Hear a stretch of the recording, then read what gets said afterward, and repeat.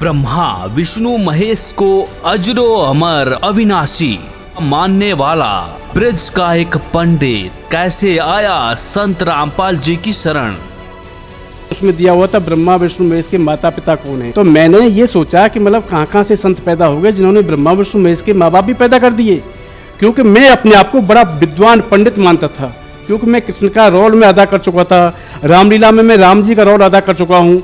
तो ये देखते हुए कि यार मेरे से ज़्यादा कौन जान सकता है कि इनके बारे में, और ये बोलते ब्रह्मा विष्णु महेश के कोई माता पिता हैं। तो मैंने अपनी घरवाली से कहा कि एक ना एक दिन मैं इनसे जरूर साथ करूंगा और उनको बताऊंगा कि आप दुनिया में गलत ज्ञान दे रहे हैं। अचंभा ये है जिसे 3 हॉस्पिटल्स के डॉक्टर ने कर दिया था मृत घोषित, आखिर कैसे वो बच्चा जीवित हो उठा, इसके पीछे कौन सी शक्ति है। तो बच्चे की नब्ज नाड़ी देख करके, सब जगह देख करके, तो मेरे को कहा हाथ लगा के ऐसा करो, बाहर निकल जाओ सुबह सुबह, क्योंकि हम सुबह सुबह डॉक्टर ने वहाँ स्वर्ण जयंती हमको भेजा था, बोले तो बाहर निकल जाओ। सुबह सुबह क्या मूड खराब करने आ गए यहाँ पे, बच्चा मरा हुआ है और हमारा हॉस्पिटल बदनाम करने के लिए आए हो, चलो निकलो वहाँ से। ऐसे मेरे को निर्फात वालों ने बोल दिया भाई कि आपके हाथ जोड़ते हैं, आप ले जाओ। ऐसे ही स्वर्ण जयंती वालों ने बोल दिया भैया आप यहाँ से जाओ, ये बच्चा आपका कोई बचने की कोई उम्मीद नहीं है। तो मैं वो बच्चा, जब उन्होंने डॉक्टर ने मृत घोषित कर दिया उस बच्चे को, तो मैंने फिर हार के यही सोचा कि हारे का सहारा मेरा सतगुरु रामपाल जी हमारा। तो मैंने वहाँ पे कॉल लगाई और ये कहा उनसे कि मेरे परमपिता परमात्मा आपकी कृपा से मेरे बच्चा हुआ है और ये बच्चा डॉक्टरों ने मृत घोषित कर दिया है। हे परमपिता, अगर ये आपकी आत्मा है, हे मालिक, तो इसे बताइए मैं क्या करूं, मेरे पास इतना पैसा भी नहीं है। तो मेरे वहाँ से मेरे को जवाब मिला कि सतगुरुदेव का जवाब आया है, सतगुरुदेव रामपाल जी महाराज का जवाब आया है कि आप इस बच्चे को लेकर के घर जाओ, इसको कुछ नहीं होगा, ये परमात्मा द्वारा भेजा हुआ बच्चा है। तो मैं सतगुरु रामपाल जी की आज्ञा से बच्चे को अपने घर लाया और रास्ते में ही बच्चे ने बोलना, रोना, दूध पीना अपनी माँ का शुरू कर दिया। तो मैं इस बात से, और मेरी मम्मी भी आश्चर्यचकित रह गई और मेरी चाची भी आश्चर्यचकित रह गई कि मतलब अभी तो बच्चा मृत घोषित था और अभी ये दूध पीने भी लग गया। तो ये परमात्मा ही की ही कृपा है जो कि आज बच्चा मेरे का स्वस्थ मिल रहा है और मृत बच्चा मेरा आज मेरी गोदी में, मेरे आंगन में हंसता खेलता डोल रहा है। जी, मेरा नाम गोविंद राम शर्मा पचौरी है। मैं मथुरा वृंदावन यूपी उत्तर प्रदेश से हूँ। मेरा गांव जौनाई है। सर क्या काम करते हैं आप? जी, मैं एक डेंटल डॉक्टर हूँ। मैंने 3 साल आर्मी हॉस्पिटल में काम किया है, जाके गुड़गांव में है एक डुंडा हेड़ा ECHS polyclinic, ex serviceman contributory health scheme, उसमें मैंने काम किया हुआ है। सर, संत रामपाल जी महाराज से नाम दीक्षा लेने से पहले आप क्या भक्ति साधनाएं करते थे? सांसारिक रूप से मैं जो भक्ति साधना करता था तो वो ही आपकी कह देते हैं कि ना बुढ़िया पुराण, वो ही मैं करता आ रहा था। जैसे दुर्गा जी की पूजा करना, शंकर जी की पूजा करना, हमारे ब्रज में कृष्ण जी को मानते हैं तो हम कृष्ण जी की पूजा करते थे। हमारे मम्मी पापा ने, बाप ने जैसा भी हमको सिखाया, इनकी हम पूजा करते आ रहे थे, तो इन्हीं की हम पूजा करते थे। सर, आपने बताया कि आप दुर्गा जी की पूजा करते थे, कृष्ण जी की पूजा करते थे, तो इन सब भक्ति साधनाओं से क्या लाभ मिले आपको? जी, लाभ तो मेरे को आज तक कोई मिला ही नहीं, जबकि मेरे पिताजी कहा करते थे कि हनुमान चालीसा का पाठ किया करो। मैं ऐसी विपदाओं में फंसा जहाँ कि मैंने एक जगह पे बैठ करके 7 बार हनुमान चालीसा डेली पढ़ता था, डेली दुर्गा सप्तशती का पाठ करता था, लेकिन मेरे को कोई भी रिजल्ट हाथ नहीं आया।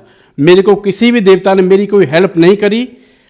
रियली बात यही है कि मैं आज तक ये नहीं समझ पाया कि अगर ये देवता है तो मेरे को सुख क्यों नहीं मिल रहा है। इनकी भक्ति साधना करने के बाद भी मेरे को ना तो कोई आर्थिक लाभ मिला, ना मेरे को सामाजिक लाभ मिला, ना मेरे को कोई नौकरी, जो पैसा जो होता है वो मेरे को कुछ भी लाभ नहीं हुआ। तो फिर संत रामपाल जी महाराज की शरण में आप कैसे आए? ये मैं आपको बताना चाहूँगा कि संत रामपाल जी महाराज की जानकारी ये मेरे को 2011 में गुड़गांव में मिली। वो कैसे मिली कि मैं अपनी क्लिनिक पर जा रहा था, मेरी गुड़गांव में एक क्लिनिक है दांतों की, उस पर मैं जा रहा था, तो कोई किराए के लिए कमरा पूछने के लिए मेरे से आया कि भैया यहाँ पर कोई कमरा है क्या। तो मैंने कहा था हाँ, सामने वाला कमरा खाली है। तो उन्होंने वो कमरा ले लिया। तो दूसरे दिन उन्होंने वो पोस्टर लगा दिया जो रामपाल जी महाराज के जो सेवकों के लिए वो सेवा देते हैं, तो अवश्य जानिए। तो मैंने उसको पढ़ा कि इन्होंने क्या लगाया है कि उसमें दिया हुआ था ब्रह्मा विष्णु महेश के माता पिता कौन हैं, ऐसे करके उनके कई क्वेश्चन थे।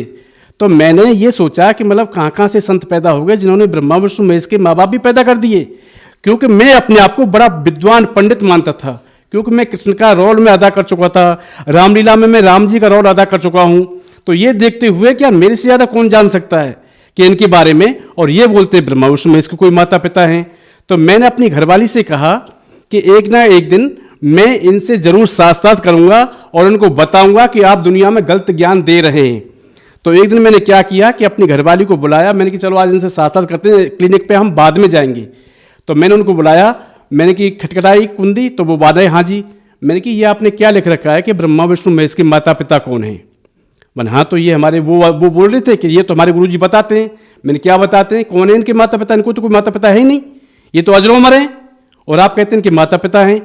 तो उन्होंने मेरे से ज्ञान चर्चा की, मैंने उनसे ज्ञान चर्चा की। तो आप यकीन मानना कि उन्होंने ऐसे ऐसे तर्क मेरे को दिए, क्योंकि मैं भी पहले से भक्ति में था, चाहे मैं किसकी भक्ति करता था, किसी की भक्ति करता था, लेकिन मैं इस भक्ति में था। तो मेरे को वो ज्ञान एक्यूरेट समझ में आ गया कि रियली में ये है। तो मैं पानी पानी हो गया उस ज्ञान को सुन के। मैंने कि रियली में अगर ऐसा ज्ञान है तो भाई मैं अब तक कहाँ था? मैं क्या अवमान कर बैठा था कि मेरे अलावा कोई और भी कोई इतना ज्ञानी हो सकता है, कोई इनसे वो शास्त्र करने के लिए सोचे? तो उन्होंने मेरे को एक चिप दी और एक मेरे को ज्ञान गंगा दी। तो आप यकीन मानना कि मैंने वो ज्ञान गंगा और चिप कैसे सुनी वो मैं आपको बताता हूँ अभी। कि मेरी क्लिनिक का टाइम था सुबह 9 बजे से रात को 9 बजे तक। तो 9 बजे जैसे मैं क्लिनिक से आया तो मैं अपने बच्चों को बोल देता कि आप सभी सो जाओ, और मैं ये ज्ञान देखता हूँ, ज्ञान की कंपैरिजन करता हूँ कि ज्ञान कहाँ तक कैसे कैसे सत्य है। तो तकिया लगा करके एक तरफ मैंने ज्ञान गंगा रखी, एक तरफ मैंने अपनी गीता जी रखी। तो मैंने एक एक श्लोक, एक एक अध्याय पढ़ के देखा। तो ये करीबन मेरे साथ में सिलेबस मैंने पूरा पढ़ा। तो मेरे साथ में ये हुए करीबन 2 महीने हो गए।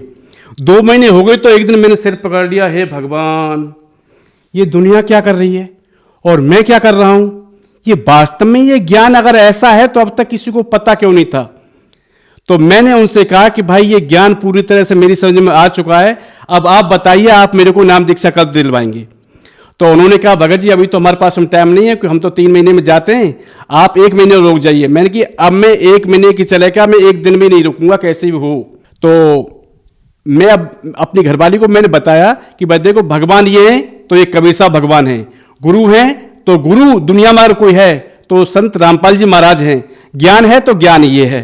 तो मैंने अपनी घरवाली को बताया तो बोल रही थी कि कोई बात नहीं, आपने इतनी मेहनत करी है 2 महीने, आपने पेज पलट पलट के और आपने इतना बता रहे हैं तो मैं आप पे विश्वास करती हूँ और आप उन पे विश्वास करते हैं, तो मैं भी आपके ही साथ नाम दीक्षा लूंगी। मैं तो फिर हो जाता यार। फिर तो हम क्या हुआ, दूसरे दिन हम वहाँ पे बरबला आश्रम में हम गए। तो बरबला आश्रम में हम गए तो वहाँ पर जाकर के मैं सोच रहा था कि भाई कहाँ मैंने दुनिया से पैर छुवाए हैं, कृष्ण का रोल मैंने किया था, मैंने दुनिया से पैर छुवाए और अब मैं किसी के पैर छूऊंगा? मैं इतना बड़ा अपने आप को पंडित मानता था। तो ये देखते हुए तो मैं वहाँ पर सो गया। तो फिर थोड़ी देर सोचो मैंने कि मैं दुनिया को क्या देखूंगा, क्योंकि मेरे अंदर अगर कैंसर हो गया तो उसका दुख तो मैं ही भुगतूंगा। इसलिए मैंने कि चलो नाम दीक्षा ले ही लेता हूँ। तो मैंने परम संत तत्वदर्शी संत रामपाल जी महाराज से प्रथम बार उनसे नाम दीक्षा ली, दंडवत प्रणाम किया।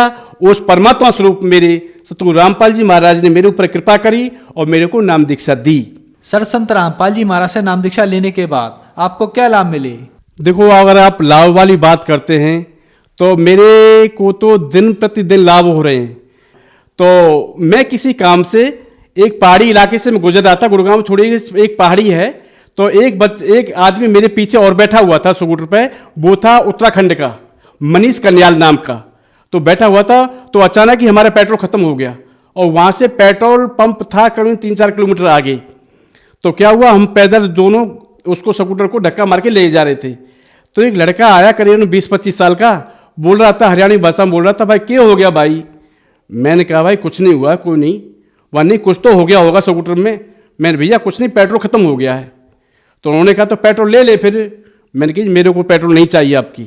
मैंने क्यों नहीं चाहिए? मैंने नहीं, हमारे गुरुजी रामपाल जी महाराज ने ये कहा है कि किसी का जो है एहसान अपने ऊपर मत रखना, तो आप तो पेट्रोल दे के चले जाओगे और आपका एहसान हमारे ऊपर हो जाएगा, तो इसलिए हम आपका पेट्रोल नहीं चाहते, आप हमें माफ करें और आप जाइए।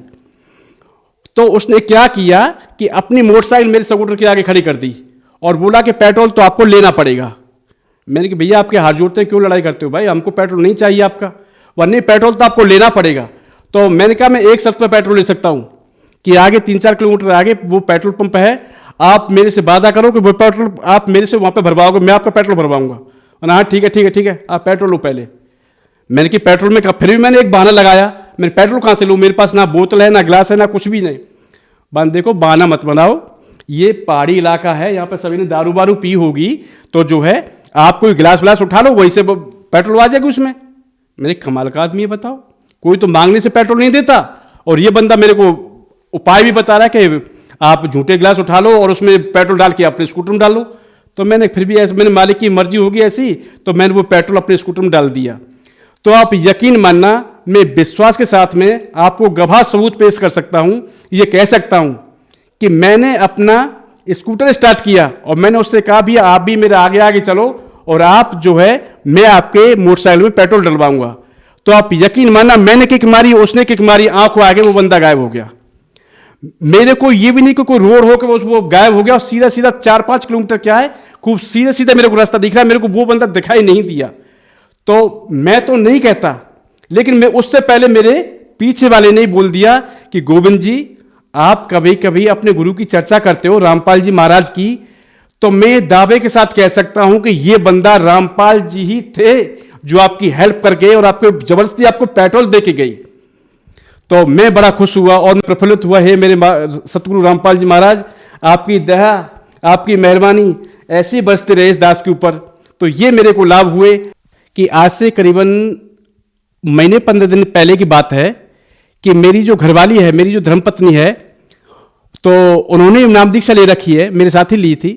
तो उन्होंने क्या किया कि मतलब घर की कुछ सफाई करी थी, तो हमारे परमात्मा स्वरूप रामपाल जी महाराज हमारे हाथों में ना एक रक्षा सूत्र बांधते हैं, और वो ये कहते हैं बेटा कि ये तुम्हारी रक्षा करेंगे और मर्यादा में रहते हुए भक्ति करना।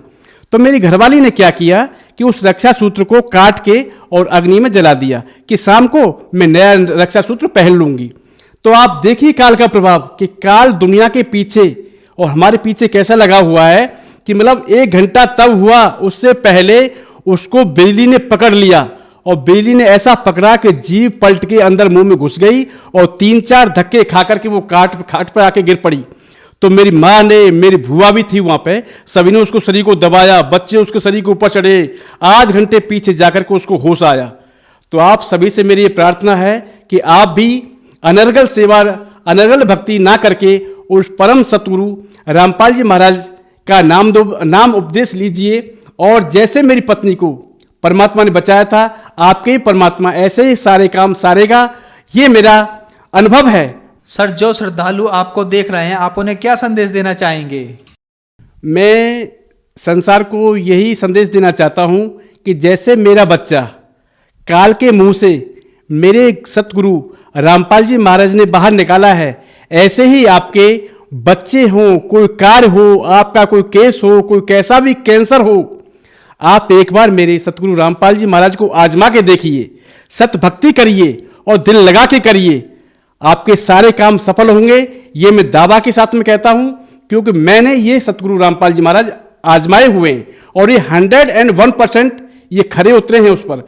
क्योंकि मेरे से ज़्यादा ये मैं इतना कह सकता हूं कि मेरे परिवार में इतना कोई नहीं जानता होगा जितना कि रामकृष्ण के बारे में, दुर्गा के बारे में मैं भक्ति करता था। लेकिन जैसे मैंने इनका ज्ञान पढ़ा, जो मेरे को मिला, तो मैंने कहा एक बार आजमा के देखूं।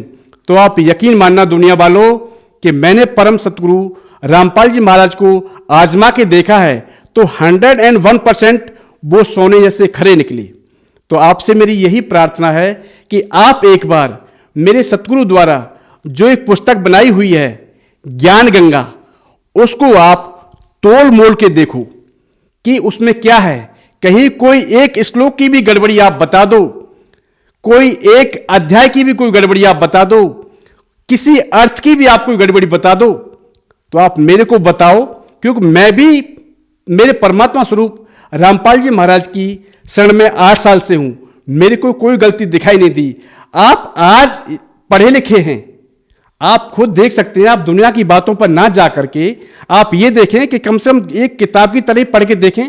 ये मत कहें कि आप मैं गुरु ही बनाऊंगा, गुरु बाद में बनाना, पहले आप ज्ञान पढ़ के देखो। गुरु तो आप अपने आप बनाओगे अगर आपने ये किताब पढ़ ली, तो ये मेरा चैलेंज है। लेकिन दिल लगा के अगर आप किताब पढ़ेंगे तो 101% आप यही गुरु बनाएंगे, यही भगवान मानेंगे, यही ज्ञान मानेंगे।